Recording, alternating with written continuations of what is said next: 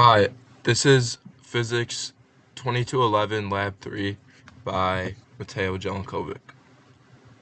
In this lab, our overview is that I'm going to go through the introduction. I'm going to go through some key concepts and models that were essential in knowing for the lab.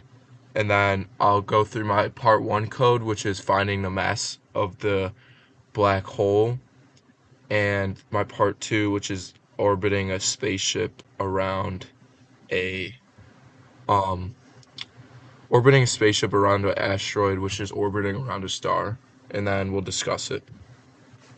So the purpose of this lab was to create computational models based on stars' motion, finding the net force on the star by other points in the data set.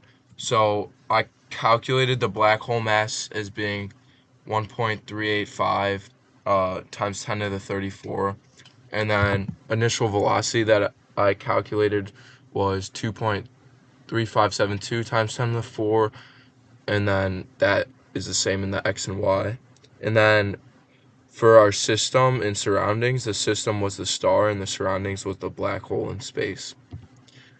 So some key concepts that were needed for this lab were gravitational force, which measures the attraction between two massive bodies in space. We also have Newton's second law, which is the acceleration of an object being directly proportional to net force. And then we have velocity update, which we needed to find our velocity in the spaceship one. So for our demonstration, I can't play the video. I don't know how to get a video on here, but basically you see in the picture the two vectors, which are basically that force on the star by the black hole, and then it just went around in a circle like that.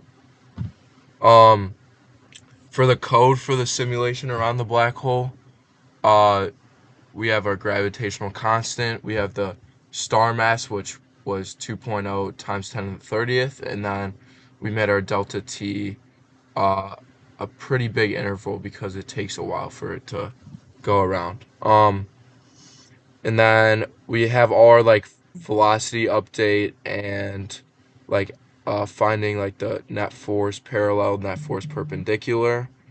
Sorry, this code's a little blurry because I couldn't like upload it directly, but you can also see like our initial velocity, our final velocity, and then um how we basically like updated the net force and the velocity and position.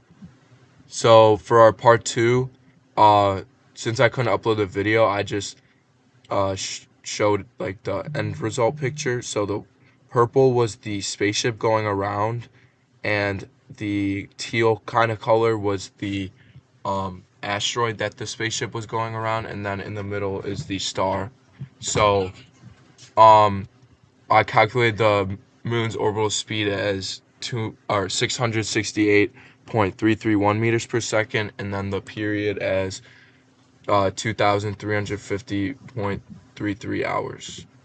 And then this is the code for part 2, less blurry this time.